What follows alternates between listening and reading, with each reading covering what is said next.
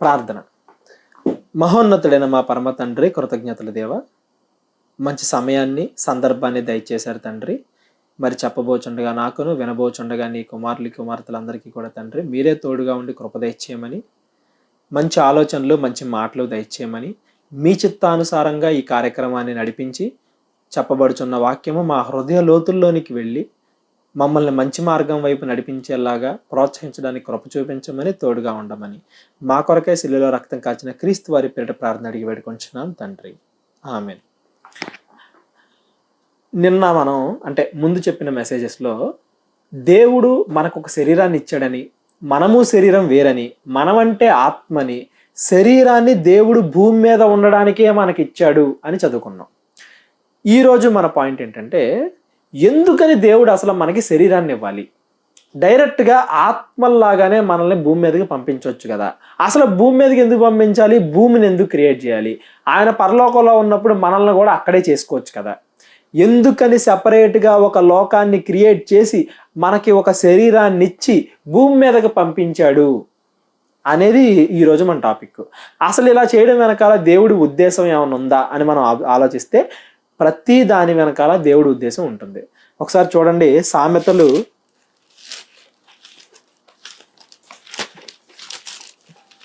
16వ అధ్యాయము 4వ వచనం. సామెతలు 16వ అధ్యాయము 4వ వచనం. యెహోవా ప్రతి వస్తువును దాని పని నిమిత్తము కలుగజేసెను. అంటే ఏంటి? దేవుడు చేసిన ప్రతి దానికి ఒక పని ఉంది. ఈ భూమికి పని ఉంది, సూర్యుడికి పని ఉంది, చంద్రుడికి పని ఉంది, ఈ విశ్వానికి పని ఉంది, మన శరీరానికి పని ఉంది. ఆఖరికి దేవుడు మనకి ఆకలి పెట్టాడు. ఆకలికి కూడా ఒక పని. ఎందుకు పెట్టాడు ఆకలి? ఆకలి పెట్టకుండా చేయొచ్చు కదా మనుషుల్ని. ఆకలి వల్ల ఎంతమంది చచ్చిపోవట్లేదు. దాహం పెట్టకుండా చేయొచ్చు కదా మనుషుల్ని. అసలు కంటి చూపు చాలా మందికి ఇప్పుడు పిల్లలు ఏమంటారు, పుట్టుకతో రకరకాల రోగాలే లేకుండా ఒక మనిషిని క్రియేట్ చేయొచ్చు కదా దేవుడు. ఎందుకు ఇవన్నీ చేశాడు? ప్రతి దానికి ఒక పని ఉందని దేవుడు చెప్తున్నాడు. ఆ పని ఏంటి? ఎందుకని మనల్ని ఇలా చేశాడు? సామాన్యంగా చాలా మందికి అనిపించవచ్చు, ఏమని? సృష్టిని చేసేసి, ఫస్ట్ దేవుడు సృష్టిని చేసేసి, మొక్కల్ని చేసేసి, జంతువుల్ని చేసేసి, పక్షుల్ని చేసేసి, వాటి మధ్యలో ఆ తర్వాత మనిషిని చేస్తే బాగుంటుంది అన్న ఆలోచన కలిగి మనిషిని చేశాడేమో అనుకుంటారు. కాదు. దేవుడికి ముందే మనల్ని చెయ్యాలి అన్న ఆలోచన ఉంది. మన కోసం ఈ ప్రకృతిని చేశాడు. ఒకసారి చూసినట్లయితే మీరు ఎఫెసీయులకు రాసిన పత్రిక 1వ అధ్యాయము 4 నుండి 6 వచనాలు కనుక మనం చదువుకుంటే, ఆ పైన మ్యాటర్ అంతా మనం తర్వాత చదువుతాం. చివరిలో 6వ వచనం కనుక మనం చూసినట్లయితే, మనము పరిశుద్ధులము నిర్దోషములై ఉండవలెనని జగత్తు పునాది వేయబడక మునుపే ప్రేమ చేత ఆయన క్రీస్తులో మనల్ని ఏర్పాటు చేసుకున్నాం. అంటే ఏంటి? అసలు జగత్తుకు పునాది వేయలా, దేవుడు ఒక్కడే ఉన్నాడు. దేవుడు ఒక్కడే సమీపింపరాని తేజస్సులో ఉంటే అప్పుడు ఆయనకు కలిగిన ఆలోచన ఏంటంటే, నేను మనుషుల్ని, కుమారుల్ని చేసుకోవాలి కాబట్టి వాళ్ళకు ఒక శరీరాన్ని ఇవ్వాలి. వాళ్ళ శరీరం ఉండాలి కాబట్టి భూమిని చేయాలి. భూమి మీద పగలు రాత్రి రావాలి కాబట్టి సూర్యచంద్రులను చేయాలి. అంటే చూడండి, ప్రతిదీ కూడా మన కోసం క్రియేట్ చేయబడిందే కానీ అవి క్రియేట్ చేసిన తర్వాత మనం కూడా ఉంటే బాగుంటుందని దేవుడికి అప్పుడు ఆలోచన వచ్చి మనల్ని భూమి మీద క్రియేట్ చేయలేదు. మన కోసం ప్రతిదాన్ని క్రియేట్ చేశాడు. మన పుట్టడమే దేవుడికి ఒక సంకల్పం. అదే చదువుకుంటాం మనం. యాకోబు రాసిన పత్రిక 1వ అధ్యాయము 18వ వచనం. యాకోబు 1:18. ఆయన తాను సృష్టించిన వాటిలో మనము ప్రథమ ఫలముగా ఉండునట్లు సత్యవాక్యం వలన మనలను తన సంకల్ప ప్రకారము కనెను. సంకల్పం అంటే పని. మనం పుట్టడం వెనకాల దేవుడికి ఒక పని ఉంది, ఒక ప్రణాళిక ఉంది. ఏంటా ప్రణాళిక? ఎందుకు మనల్ని భూమి మీద క్రియేట్ చేశాడు? ఎందుకు మనకి శరీరాన్ని ఇచ్చాడు? ఎందుకు ప్రతిదీ మన కోసం పెట్టాడు అని మనం ఆలోచించాలి. ఇక్కడ మనకి బాగా ఏమంటారు, గుర్తుండాల్సిన పాయింట్ ఏంటంటే, శరీరం ఉండడం వలన ఏం జరుగుతుంది అని ఆలోచించామంటే రివర్స్లో మనకి దేవుడు ఎందుకు శరీరాన్ని ఇచ్చాడు అనే దానికి మనకు ఆన్సర్ వచ్చేసింది. శరీరం ఉండటం వలన, ఇప్పుడు మీ అందరికి ఇది బాగా అర్థం అవడానికి ఒక మంచి ఎగ్జాంపుల్ చెప్తా. టీచరు స్కూల్లో ఎగ్జామ్ ఎందుకు పెట్టిద్ది? ఎవరు చదివారు ఎవరు చదవలేదు అనే విషయాన్ని అనే వాళ్ళని డివైడ్ చేయడానికి. అంటే చదివే వాళ్ళు పాస్ అయిన వాళ్ళు అందరూ ఒక కేటగిరీ, చదవని వాళ్ళు అందరూ ఒక కేటగిరీ. ఇప్పుడు ఎవరు చదివారు ఎవరు చదవలేదు అని మనకి తెలియాలంటే ఏం కావాలి? ఎగ్జామ్ పెట్టాలి. సేమ్ అదే విధంగా మంచివారు ఎవరు చెడ్డవారు ఎవరు అని దేవుడు డివైడ్ చేయడం కోసం ఈ శరీరాన్ని పెట్టాడు అని నేను నా మాటల్లో చెప్పట్లేదు, దేవుడే చెబుతున్నాడు. చూడండి ఎక్కడ చెప్తున్నాడో. ప్రసంగి గ్రంథము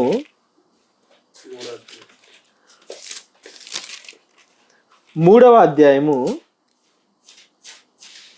ప్రసంగి గ్రంథం 3వ అధ్యాయము 18వ వచనం. కాగా తాము మృగముల వంటి వారని నరులు తెలుసుకొనున్నట్లు దేవుడు వారిని విమర్శించునట్లును ఇలాగు జరుగుచున్నది. అంటే ఏంటి? మనుషులు చెడ్డోళ్ళు మంచోళ్ళు అనేది డివైడ్ అయిపోవాలి, దేవుడు మనల్ని విమర్శించాలి. దానికోసం ఇదంతా జరుగుతుందంట. ఇంకా ఇది బాగా అర్థం అవడం కోసం ఓ మంచి ఎగ్జాంపుల్ చెప్తా. ఇప్పుడు మంచి వాళ్ళందరూ పరలోకం వెళ్ళిపోయారు అనుకో, చెడ్డ వాళ్ళందరినీ నరకం తీసుకెళ్ళిపోయాడు అనుకో దేవుడు. ఎప్పుడు? భూమి అనేది ఒకటి లేకుండా, అసలు భూమి అనేది లేకుండా, భూమి మీద శరీరంగా మనకి ఇవ్వకుండా, ఏమీ లేకుండా డైరెక్ట్గా మంచోళ్ళని పరలోకం తీసుకెళ్ళిపోయాడు, చెడ్డోళ్ళని నరకం తీసుకెళ్ళిపోయాడు అనుకో. చెడ్డోళ్ళందరూ ఏమంటారు? మమ్మల్ని ఎందుకని నరకంలో పడేసావు, వాళ్ళకెందుకు పరలోకం ఇచ్చావు అని అడిగారు అనుకో. దేవుడి దగ్గర సమాధానం ఏముంటుంది? ఒరే మీరు అందరూ చెడ్డోళ్ళరా అని చెప్పాడు అనుకో దేవుడు. మనం ఏమంటాం? మేమెందుకు చెడ్డోళ్ళం, వాళ్ళు ఎందుకు మంచోళ్ళు, వాళ్ళకేం మాకు తేడా ఏంటి అని అడుగుతామా అడగమా? ఇలాంటి సందర్భం లేదా? జరగలేదా? జరిగింది. ఎక్కడ జరిగింది? పరలోకంలో ఆల్రెడీ ఒకసారి యుద్ధం వచ్చింది. ఏంటా యుద్ధం? దేవదూతలు పరలోకంలో యుద్ధం చేశాయంట. ఎక్కడ? ప్రకటన గ్రంథం 12వ అధ్యాయము 7వ వచనం. అంతటా పరలోకమందు యుద్ధము జరిగెను, మిఖాయేలును అతని దూతలను ఆ ఘటసర్పముతో యుద్ధము చేయవలనని ఉండగా. అంటే ఏంటి? ఆల్రెడీ యుద్ధం జరిగిందంట. దెయ్యానికి అంటే అపవాదికి, అపవాదికి సంబంధించిన దూతలకి, దేవుడికి సంబంధించిన దూతలకి యుద్ధం జరిగింది. ఎందుకు జరిగింది యుద్ధం? ఎందుకు జరిగిందో చూడండి. యెషయా గ్రంథము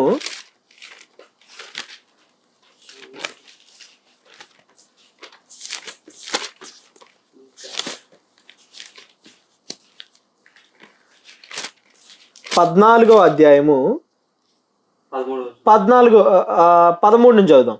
నేను ఆకాశమునకెక్కిపోవుదును, దేవుని నక్షత్రములకు పైగా నా సింహాసనమును హెచ్చించుకొందును, ఉత్తర దిక్కున సభాపర్వతం మీద కూర్చుందును, మేఘమండములకు ఎక్కిదును, సర్వోన్నతునితో నన్ను సమాన్నిగా చేసుకొందును అని నీవు అనుకుంటివి కదా. అంటే ఏంటి? నేనెందుకు అక్కడ ఉండకూడదు, నేనెందుకు ఆ ప్లేస్కి వెళ్ళకూడదు, నేనెందుకు దేవునిలా ఉండకూడదు అని ఏమంటారు? ఆల్రెడీ అడిగిందంట. అడిగితే దేవుడు ఏం చెప్పాడు తెలుసా? నువ్వు ఏమంటారు? చెడ్డదానివి, నువ్వు ఇలా అనుకున్నావు, నాకన్నా పైకి ఇదైపోదావు, నీ మనసులో ఒక చెడు ఆలోచన, గర్వం అనేది ఒకటి వచ్చేసింది, నువ్వు నరకానికి పాత్రురాలివి అని అడిగితే అప్పుడు అపవాది అడిగిందంట, అదేంటి నేను ఒక్కనే నరకానికి ఇదా? యోబు గారి సంగతి దగ్గర చూసాం కదా మనం. యోబు గారి దగ్గర ఏం జరుగుతుందో చూడండి. యోబు గ్రంథము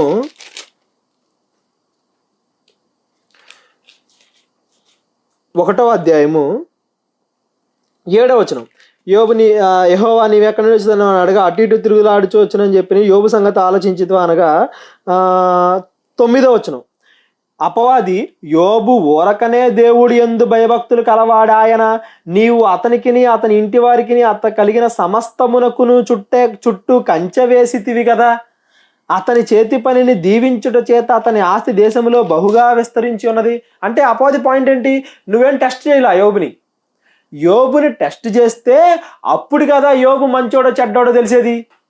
నన్నేమో నరకానికి పంపించావు, యోబుకేమో ఏ టెస్ట్ లేదు కాబట్టి అతడు మంచిగా ఉన్నాడు.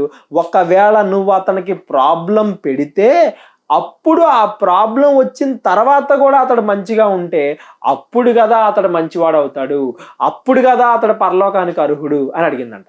సేమ్ ఇప్పుడు కూడా మనకి భూమి మీద శరీరాన్ని పెట్టకుండా, భూమి అనేది ఒకటి లేకుండా డైరెక్ట్గా మంచి వాళ్ళందరినీ పరలోకానికి, చెడ్డోళ్ళందరినీ నరకానికి పంపిస్తారు అనుకోండి. మనం కూడా అడగం ఆ అపవాదిలాగా వాళ్ళు ఎందుకు మంచోళ్ళు, ఎందుకు వాళ్ళకి పరలోకాన్ని ఇచ్చావు, మేమెందుకు చెడ్డోళ్ళం, ఎందుకు మాకు నరకాన్ని ఇచ్చావు అని అపవాదే అడిగినట్టు అడుగుతామా, అడగమా? అపవాది ఎందుకు చెడ్డదో అపవాదికి తెలిసింది. మనం ఎందుకు చెడ్డోళ్ళమో మనకు తెలియాలి. పరలోకానికి వెళ్ళిన వాళ్ళు ఎందుకు మంచోళ్ళో వాళ్ళకి తెలియాలి. ఇప్పుడు చదవండి ప్రసంగి గ్రంథంలో మరలా. ప్రసంగి గ్రంథము 3వ అధ్యాయము 18వ వచనం.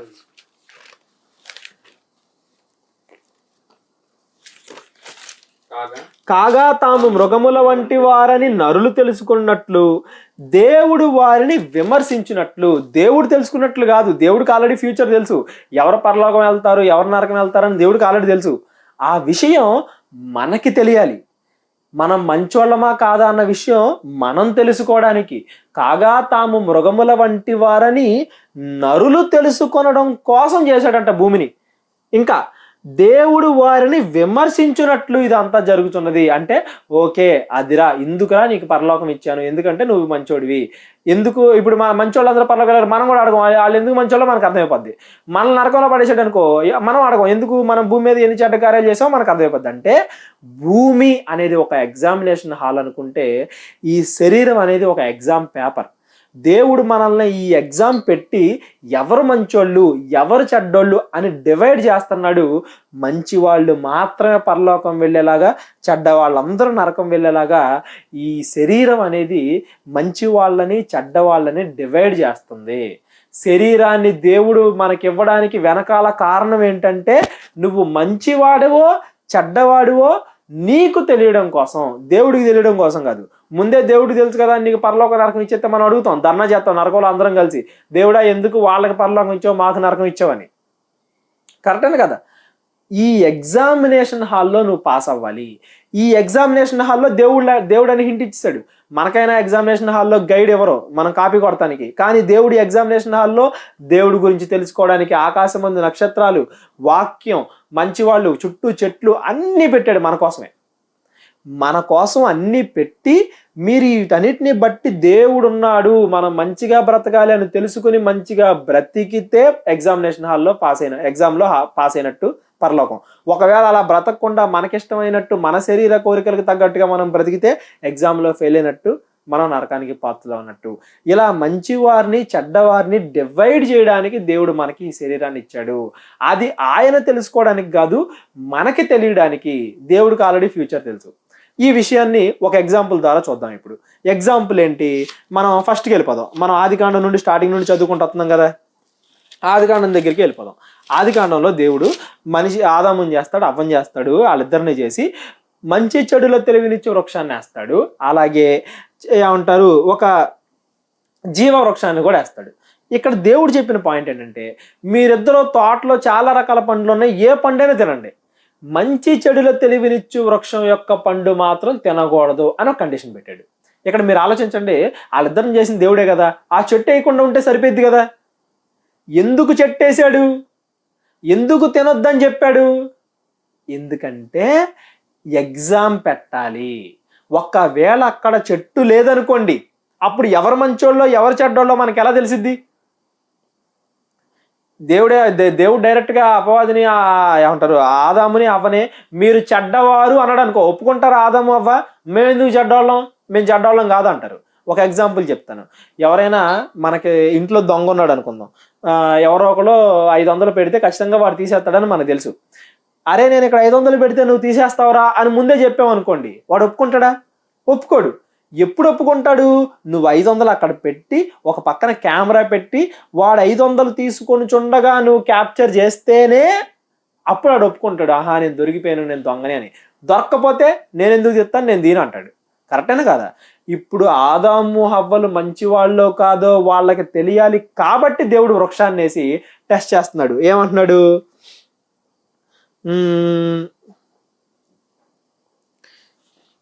16వ వచనం, 2వ అధ్యాయం 16వ వచనం. మరియు దేవుడైన యెహోవా ఈ తోటలో ఉన్న ప్రతి వృక్ష ఫలమును నీవు నిరభ్యంతరంగా తినవచ్చును, అయితే మంచి చెడ్డల తెలివినిచ్చు వృక్ష ఫలమును మాత్రము నీవు తినకూడదు, నీవు వాటిని తినుదినమున నిశ్చయముగా చచ్చదవని నరునికి ఆజ్ఞాపించెను. ఎందుకు పెట్టాడు చెట్టు? చెట్టు వేయకుండా ఉండే పాసిబిలిటీ కూడా ఉందిగా. చెట్టేసింది దేవుడే, వీళ్ళకి తినొద్దని చెప్పేది కూడా దేవుడే. అలాగే ఇవాళ ఇప్పుడు అలాగని వీళ్ళకి ఆప్షన్ లేకుండా చేశాడని కాదు, తినకుండా ఉండే స్వాతంత్రాన్ని దేవుడు వాళ్ళకి ఇచ్చాడా ఇవ్వలేదా? మనకు కూడా ఇచ్చాడా ఇవ్వలేదా? దేవుడు మనకి స్వతంత్రం అనుగ్రహించును అని ఉంటది. కొరింథీయులకు రాసిన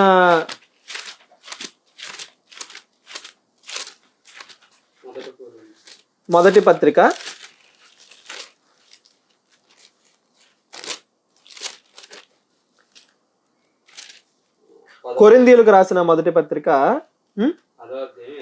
10వ అధ్యాయము 23వ వచనం. అన్ని విషయములయందు నాకు స్వతంత్రము కలదు గాని అన్ని చేయదగినవి కాదు, అన్నింటి యందు నాకు స్వతంత్రము కలిదు గాని అన్నియు క్షేమాభివృద్ధి కలుగజేయవు. దేవుడు అక్కడ ఆదాము అవ్వలకి పండు తినొద్దు అని చెప్పి చెట్టేసినా కానీ వాళ్ళకి స్వతంత్రం ఇచ్చాడు తినకుండా ఉండేలాగా. అది వాళ్ళ చాయిస్. దేవుడేమి నుదుటి మీద రాత రాసేసి ఇంకా ఇదే అని చెప్పట్లా, మనకి చాయిస్ ఇస్తున్నాడు. అంటే నువ్వు తీసుకుంటున్నావు డెసిజను, దేవుడు జస్ట్ నువ్వు మంచోడివా కాదా అని నీకు నిరూపిస్తున్నాడు అంతే. ఇవాళ కూడా మన జీవితంలో చాలా, ఇప్పుడు నువ్వు ఎగ్జామ్లో కాపీ కొట్టాలనుకున్నాను అనుకోండి, కరెక్ట్గా కాపీ చూపించేవాడు నా ముందు పడతాడు. నువ్వేమనుకుంటావు, ఆహా కాపీ చూపించేవాడు నా ముందు పడ్డాడు కదా నా అదృష్టం అనుకుంటావు. కాదు, దేవుడు కావాలని వాడిని నీ ముందు పెడతాడు. నువ్వు కాపీ కొడతావా కొట్టవా, చూసి రాస్తావా రాయవా అనేది నీకు అక్కడ చెకింగ్. అలాగే ఏదైనా తోటలో చెట్టు అనేది ఆదాము అవ్వలకి ఎలాగో ఈరోజు కూడా మనకు అలాగే. మనం తప్పు చేయాలి అనే సిచ్యువేషన్స్ దేవుడు మన ముందు పెడతాడు. చాలా ఉంటాయి, అపవాది తీసుకొచ్చి పెట్టిద్ది, అపవాది ధర పెడతాడు. లోకంలో చాలా ఉంటాయి సంఘటనలు. అలాంటి సంఘటనలు నీకు ఎదురైనప్పుడు నువ్వు తప్పు చేస్తావా చెయ్యవా అనే విషయం నీకు తెలియాలి, నువ్వు అబ్జర్వ్ చేయాలి. దేవుడు ఆ సిచ్యువేషన్ పెట్టి సైలెంట్గా ఊరుకుంటాడు, నువ్వు మంచోడివా కాదా అని. సేమ్ అలాగే ఇంకొకళ్ళు కూడా ఇది చూద్దాం. ఆదాము అవ్వల్ని పెట్టి పండు తినొద్దు అంటాడు, అక్కడ పండు తింటారు వాళ్ళు. ఇప్పుడు మూడో వచనంకి వచ్చేసరికి, 3వ అధ్యాయంకి వచ్చేసరికి అపవాది చెప్పేవన్నీ ఇలాగే ఉంటాయి. ఇది నిజమా? 3వ అధ్యాయము 2వ వచనం. స్త్రీతో ఇది నిజమా, ఈ తోట చెట్లలో దేన్నైనా దేవుడు తినకూడదని చెప్పిన అపవాది తెలియదు తినొద్దని చెప్పాడని తెలుసు. అందరూ అలాగే స్టార్ట్ చేస్తారు, ఏం కాదులే, ఇదేగా చిన్న తప్పేగా, దీనికి ఏం కాదులే, అందరు చేయట్లేదా, ఇలాగే ఉంటాయి మాటలన్నీ. అలా మొత్తానికి పండు తినేసింది. పండు తినేసి ఆదాముకు కూడా ఇచ్చింది. ఆదాముకు కూడా ఇచ్చేసిన తర్వాత దేవుడు చెప్తున్నాడు, వచ్చి ఏమంటున్నాడంటే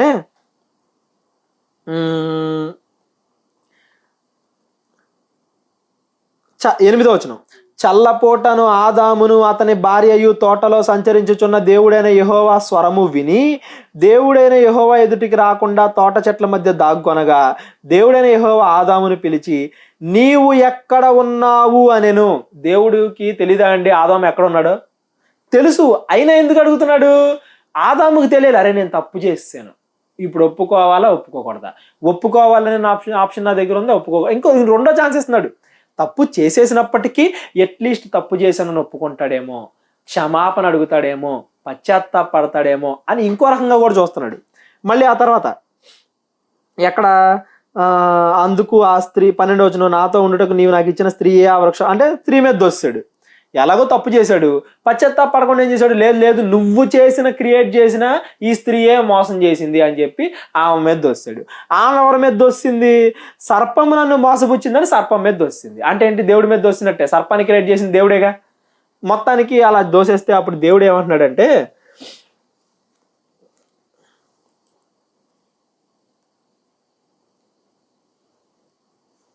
11వ వచనం, నీవు దిగంబరివని నీకు తెలిపిన వాడెవడు, నీవు తినకూడదని నేను నీకు ఆజ్ఞాపించిన వృక్ష ఫలములు తింటివా అని అడిగాను. అంటే ఏంటి? దేవుడు తెలీదా తిన్నాడని? కరెక్ట్గా ఆదాము తినేటప్పుడు దేవుడు చూడలేదా? దేవుడు అన్ని చూస్తాడుగా. ఆదాము పండు తినేటప్పుడు నెత్తి మీద ఒకటి కొట్టి ఆదాము ఎందుకు తింటున్నావు పండు అని చెప్తే సరిపోయేదిగా, అక్కడే ఆగిపోయేదిగా. లేదా అవ్వ దగ్గరే కొట్టయితే సరిపోయేదిగా, అవ్వచ్చు ఆదాముకి ఇచ్చేది కాదుగా. అయినా దేవుడు ఎందుకు చూస్తా ఉన్నాడు? ఆ చెట్టు వేసిందే దేవుడు, వాళ్ళు తింటారో తినరో దేవుడికి తెలుసు. కానీ ఆ విషయం ఎవరికి తెలియాలి? ఆదాముకు తెలియాలి, హవ్వకు తెలియాలి. మన ముందు కూడా చాలా సంఘటనలు పెడతాడు దేవుడు. ఎవరికి తెలియాలి మనం మంచిని చూస్ చేసుకుంటున్నావా చెడుని చూస్ చేసుకుంటున్నావా అనేది మనకి తెలియాలి. దేవుడు మనకి స్వాతంత్రం ఇచ్చాడు. ఇక్కడ కొంతమంది తప్పుగా అనుకునే ప్రమాదం ఉంది. దేవుడే కావాలని వాళ్ళ చేత తప్పు చేస్తున్నాడా అంటే కాదు. ఇప్పుడు ఫర్ ఎగ్జాంపుల్కి నాకు విజయవాడ వెళ్ళే ఆప్షన్ ఉంది, లేదు, వెళ్ళాలా వద్దా అనేది నా చాయిస్. దేవుడికి ఫ్యూచర్ తెలుసు, వెళ్తానో లేదో ఆయనకి తెలుసు, ఆయన డిసైడ్ చేయట్లా. వెళ్ళాలి వెళ్ళకూడదని ఆయన నాకు చెప్పట్లా, ఆయన నన్ను ఫోర్స్ చేయట్లా నువ్వు వెళ్ళకూడదని. నేను నా ఇష్టానుసారంగా నా స్వతంత్రాన్ని ఉపయోగించి విజయవాడ వెళ్ళాలా వద్దా అని డిసైడ్ చేసుకుంటాను. నేను ఫైనల్గా వెళ్తానా వెళ్ళనా అనేది దేవుడికి తెలుసు అంతే. అప్పుడప్పుడు మనం మనుషులుగా ఉండే మనమే కొన్ని ఊహిస్తాం ఇది జరిగిద్ది అని. దేవుడు ఊహించడం ఏంటి, దేవుడికి అన్నీ తెలుసు, ఫ్యూచర్ తెలుసు ఆయనకి, ఇది జరిగిద్దా జరగదా అని. ఆయన ఫ్యూచర్ని డిసైడ్ చేయట్లేదు, ఆయనకి తెలుసు. రెండింటికి తేడా ఉంది. దేవుడు ఆదాము అవ్వల చేత పాపం చేయించలా, దేవుడు చాయిస్ ఇచ్చాడు, స్వతంత్రం ఇచ్చాడు. వాళ్ళు తప్పు చేస్తారా మంచి చేస్తారా అనేది వాళ్ళు తెలుసుకొని పశ్చాత్తాపడడానికి ఇంకా మార్గాలు ఇస్తున్నాడు.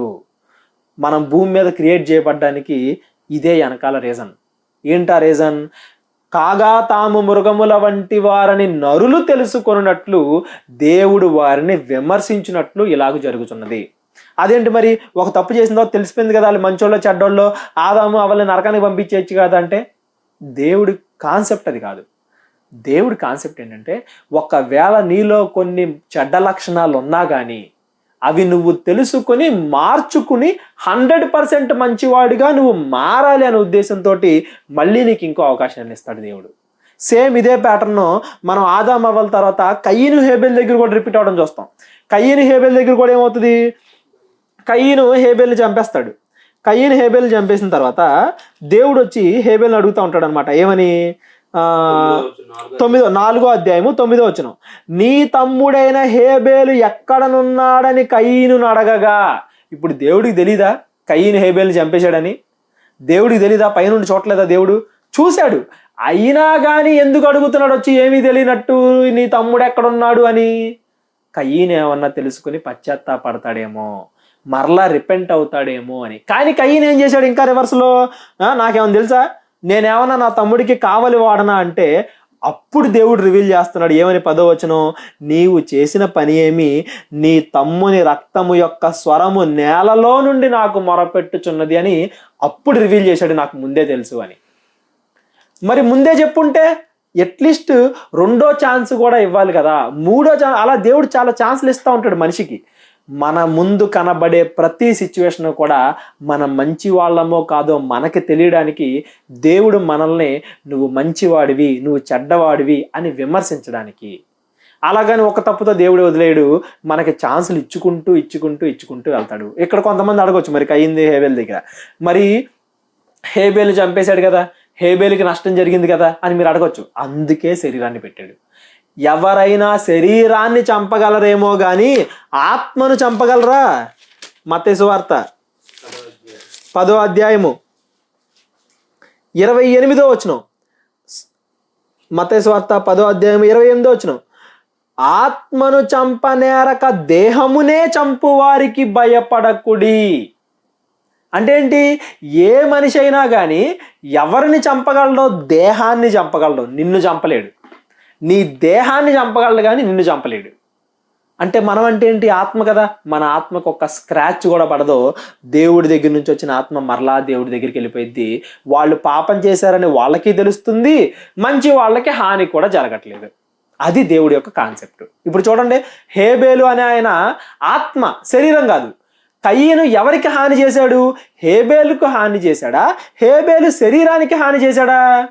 శరీరానికి హాని చేశాడు. హేబేలుకి ఒక చిన్న స్క్రాచ్ కూడా పడలేదు. అలాగే కయ్యను తప్పు చేశాడని కయ్యనికి తెలిసిపోయింది, మంచివాడు కాబట్టి హేబేలు దేవుని దగ్గరికి కూడా వెళ్ళిపోయాడు. అది కాదు. అప్పుడప్పుడు అడుగుతూ ఉంటాం మనం, దేవుడు ఉంటే మరి ఏమంటారు, హత్యలు ఎందుకు జరుగుతున్నాయి, మానభంగాలు ఎందుకు జరుగుతున్నాయి అన్ని దేవుడు ఆపొచ్చు కదా అని. దేవుడు ఆపుతున్నాడు. లోపలున్న ఆత్మలకి ఏమి అవ్వకుండా ఆపుతున్నాడు. ఆ మంచి వాళ్ళందరూ భూమి మీద హింస అనుభవించి పరలోకం వెళ్ళిపోతున్నారు దేవుడి దగ్గరికి. మన్నైనది వెనుకటి వల్లనే మరలా మట్టికి చేరును, ఆత్మ దాన్ని దయచేసినా దేవుని యొద్దకు పోవును. హింసింపబడే వాళ్ళు ఆయన దగ్గరికి వెళ్ళిపోతున్నారు. మరి పాపం చేసే వాళ్ళకి ఏం తెలుస్తుంది? మేము పాపులం అని తెలిసి అక్కడతో వాళ్ళు మారితే మారారా ఫైన్, లేకపోతే నరకం. మరి కరెక్ట్గా దేవుడు కనుక ఒకవేళ వెళ్ళిపోయి వాళ్ళని చంపుతున్నప్పుడు దేవుడు అడ్డుపడిపోయి కయ్యను నువ్వు ఎందుకు చంపేస్తున్నావు అని ఆపేశాడు అనుకోండి, కయ్యను ఏమంటాడు? లేదు నేను చంపట్లా, ఊరికి అక్కడ దాకా వెళ్ళి యాక్టింగ్ చేసి ప్రాంక్ అని చెప్పి వెనక్కి వచ్చేస్తా అంటారు. కరెక్టేనే కదా. ఎంత దారుణంగా చంపుతున్నాడు, చంపిన తర్వాత దాన్ని ఎలా కవర్ చేసుకుంటున్నాడు, ఇంకా ఎలా తన మనసుని కఠినపరుచుకుంటున్నాడు, ఇవన్నీ అతనికి తెలియాలి. అతడు చెడ్డవాడు అన్న విషయం అతనికి తెలియాలి. మంచివాడికి హాని జరగకూడదు కాబట్టి పైన ఒక ఆకారాన్ని పెట్టి ఆత్మకి హాని జరగకుండా పెట్టి మన్నేది వెనుకటి వల్లనే మరలా మట్టికి చేరిన ఆత్మ దాన్ని దయచేసిన దేవుని వద్దకు పోను. అది దేవుని కాన్సెప్ట్. చూడండి ఆయన ఆయన ఆయన విధానం ఎలా ఉంటుందో చూడండి. ఆత్మను చంపనేరక దేహమునే చంపు వారికి మీరు భయపడకుడి. ఎవరో చంపకపోయినా ఒక 60 సంవత్సరాల తర్వాత మన దేహం ఆటోమేటిక్గా అదే చచ్చిపోయింది. కానీ ఆత్మ అది నిరంతరం ఉండిద్ది. ఆత్మకి ఆది లేదు, అంతం లేదు. దేవుని దగ్గర వచ్చిన మనం మరలా దేవుని దగ్గరికి వెళ్ళిపోతాం. మరి వీళ్ళందరూ పరిస్థితి ఏంటి? వీళ్ళందరూ తెలుసుకున్న వారికి ఏం చేస్తారు?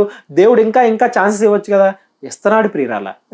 అదే చెప్తాడు చూడండి, ప్రసంగి గ్రంథంలో మనుషులు ఎందుకు ఇంకా తప్పులు చేస్తున్నారయ్యా అంటే, శీఘ్రం పాపానికి తగిన శిక్ష, ప్రసంగి గ్రంథం 8వ అధ్యాయము 11వ వచనం, దుష్క్రియకు తగిన శిక్ష శీఘ్రముగా కలుగకపోవుట చూచి మనుషులు భయము విడిచి హృదయపూర్వకముగా దుష్క్రియలు చేయుచున్నారు. అంటే ఇప్పుడు నేను పాపం చేశాను అనుకో, నాకు వెంటనే శిక్ష కలగకపోవడం వల్ల నేనేం చేస్తున్నాను? ఇంకా ఇంకా ఇంకా పాపం చేయాలని ఆరాటపడుతున్నాను. దేవుడు అది కోరుకోవట్లేదు. పాపం చేస్తే రిపెంట్ అవ్వాలి, క్షమించబడాలి, పశ్చాత్తాపడాలని దేవుడు కోరుకుంటున్నాడు. పశ్చాత్తాపడితే ఇంకో అవకాశం ఇవ్వాలని కోరుకుంటున్నాడు.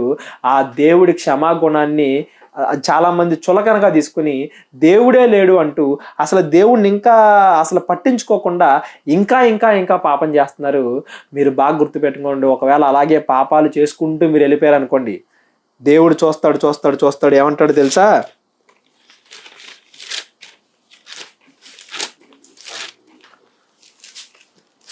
మరి తిరుగు లేకుండా హఠాత్తుగా,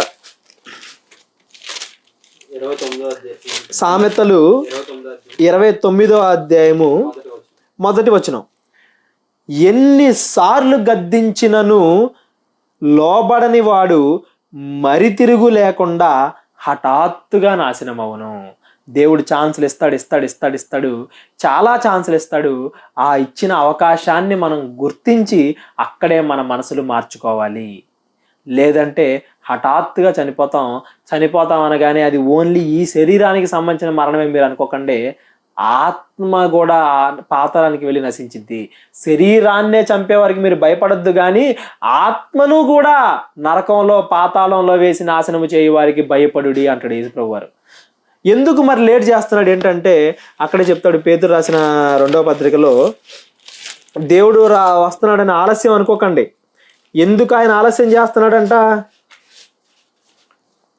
9వ వచనం, పేతురు రాసిన 2వ పత్రిక 3వ అధ్యాయం 9వ వచనం, కొందరు ఆలస్యమని ఎంచుకొనున్నట్లు ప్రభువు తన వాగ్దానము గూర్చి ఆలస్యము చేయువాడు కాడు గాని ఎవరునూ నశింపవలెనని ఇచ్చయించక అందరునూ మారు మనసు పొందవలెనని కోరుచు మన ఎడల దీర్ఘశాంతము గలవాడై ఉన్నాడు. ఈవెందో పాపాలు చేయడానికి మనం పూనుకుంటున్న దేవుడు ఏంటి, ఓకే దీని తర్వాతైనా మారతాడేమో అని దీర్ఘశాంతముతో దేవుడు వెయిట్ చేస్తున్నాడు.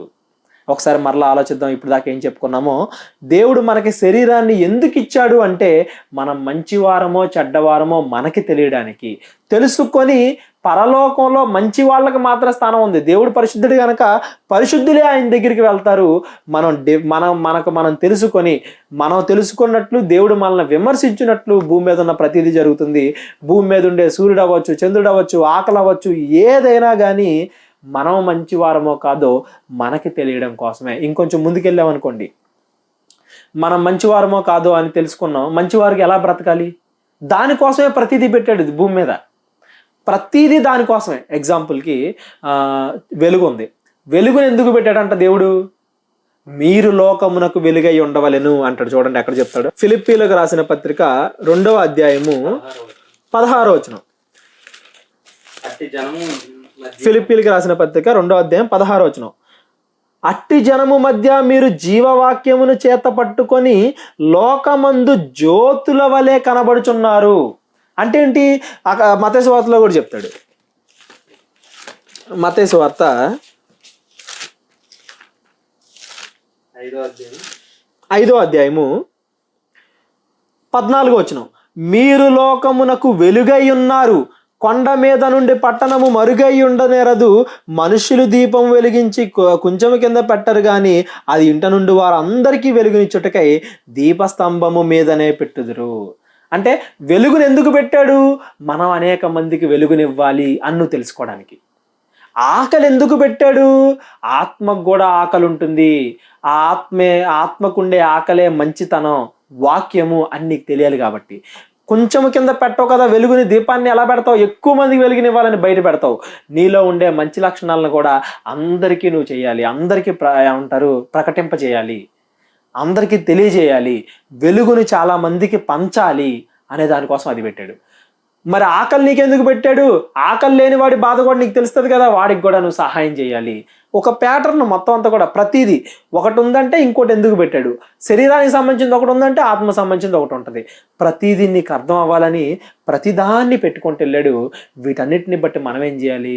పరిశుద్ధులుగా, నిర్దోషులుగా బ్రతకాలి. అలా బ్రతికి దేవుడి దగ్గరికి వెళ్ళాలి. చాలా మందికి చిన్న చిన్న పదాలకు కూడా డెఫినేషన్లు అర్థం కావట్లేదు. చిన్న చిన్న పదాలు అంటే ఏంటి? ప్రేమ. ప్రేమ అంటే దేవుడు ఇచ్చిన డెఫినేషన్ చూడండి. ప్రేమ అంటే ఏంటో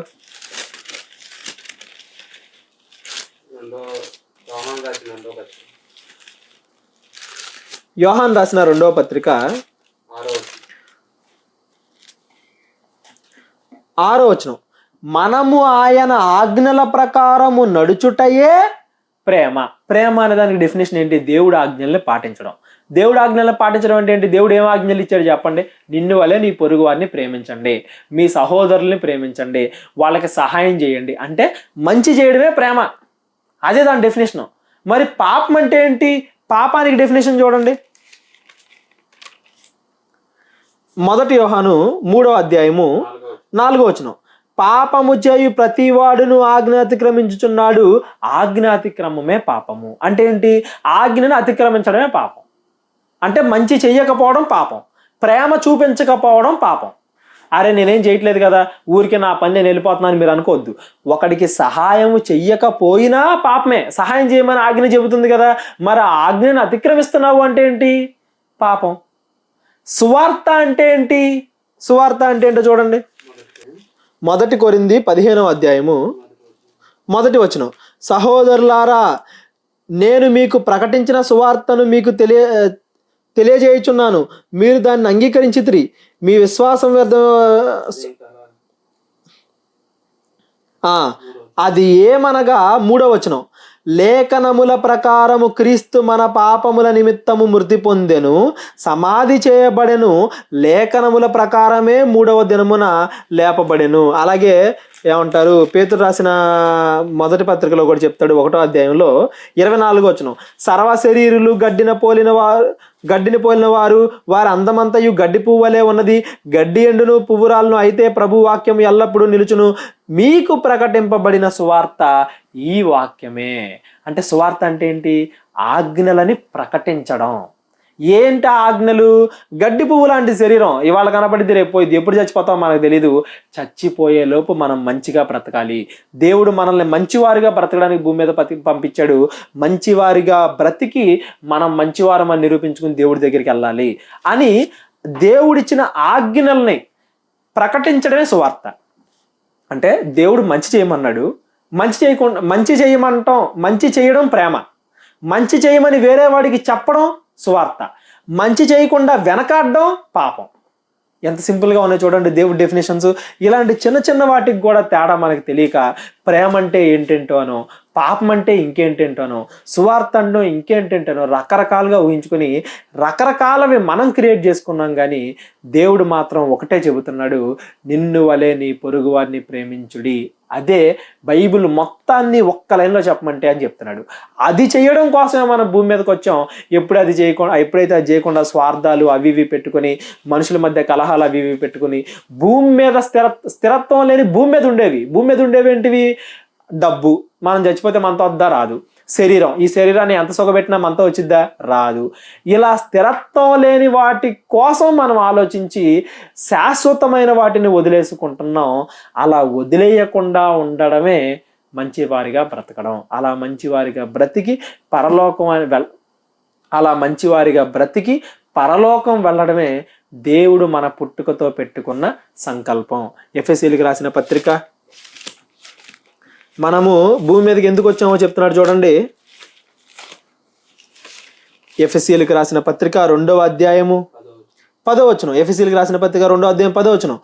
మరియు వీటి యందు మనము నడుచుకొనవలనని దేవుడు ముందుగా తన కొరకు సిద్ధపరిచిన సత్క్రియలు చేయుటకై మనము క్రీస్తునందు సృష్టింపబడిన వారమే ఆయన చేసిన పని అయి ఉన్నాము. అంటే ఏంటంట? సత్క్రియలు చేయడం కోసం మనం భూమి మీదకి వచ్చాం. సత్క్రియలు అంటే ఏంటి? మంచిని ప్రోత్సహించడం, ఎదుటివాడికి సహాయం చేయడం. సహాయం చెయ్యకపోవడమే పాపం. సహాయం చెయ్యమని వేరే వాడికి చెప్పడమే సువార్త. మరి మనందరం సువార్త ప్రకటించాలి. ప్రకటించకపోతే వేరే వాడికి హెల్ప్ చేయాలి అనే నినాదాన్ని మనం అందరికీ ఎలా చెబుతాం? స్వార్థంగా బ్రతికే వాళ్ళకి వేరే వాడిని ప్రేమించాలి అన్న విషయం ఎలా తీసుకెళ్తాం? సువార్త అందరూ ప్రకటించాలి. సువార్త అంటే ఏంటి? ఈ లోకానికి సంబంధించినవి కాకుండా పరలోకానికి, శాశ్వతమైన లోకానికి సంబంధించిన వాటిని జనాలందరూ పట్టించుకోవాలి అని మనం చెప్పాలి. దానికి కారణమైన యేసుక్రీస్తు వారి గురించి మనం చెప్పాలి. ప్రేమను పంచాలి, పాపం చేయకుండా ఉండాలి. ఈ పనులు మనం చేయడానికి, సత్క్రియలు చేయడానికి దేవుడు భూమి మీదకి మనల్ని పంపించాడు. అందుకే భూమి మీద ప్రతిదీ మన కోసమే పెట్టాడు. ఆకాశాన్ని నీ కోసమే పెట్టాడు, నక్షత్రాలు నీ కోసమే పెట్టాడు. నక్షత్రాలను చూసి దేవుడి గురించి తెలుసుకోవాలి, ఆకాశాన్ని చూసి దేవుడి గురించి తెలుసుకోవాలి, సూర్యచంద్రులను చూసి దేవుడి గురించి తెలుసుకోవాలి, వెలుగును చూసి దేవుడి గురించి తెలుసుకోవాలి, ఉప్పును చూసి దేవుడి గురించి తెలుసుకోవాలి, ఆకాశ పక్షులను చూసి దేవుడి గురించి తెలుసుకోవాలి, మొక్కలను చూసి దేవుడి గురించి తెలుసుకోవాలి. ఇవన్నీ చెప్పేది ఒక్కటే, మనము ఊరికే ఇష్టం వచ్చినట్టుగా బ్రతకడానికి భూమి మీద దేవుడు మనల్ని క్రియేట్ చేయలేదు. ఆయన కొరకు బ్రతకడానికి, మంచిగా బ్రతకడానికి, మంచిని అనేక మందికి స్ప్రెడ్ చేయడానికి, పాపము చేయకుండా ఉండడానికి దేవుడు మనల్ని క్రియేట్ చేసుకున్నాడు. ఎందుకు క్రియేట్ చేసుకున్నాడు అనే విషయాన్ని మీరు మనసులో పెట్టుకుని దాని ప్రకారం ఎప్పుడూ ఉండాలని నేను కోరుకుంటున్నాను. ప్రార్థన చేసుకుని ముగించుకుందాం. ప్రార్థన. మహోన్నతుడైన మా పరమ తండ్రి, కృతజ్ఞతలు దేవా, మంచి మాటలు మాకు అందించారు తండ్రి.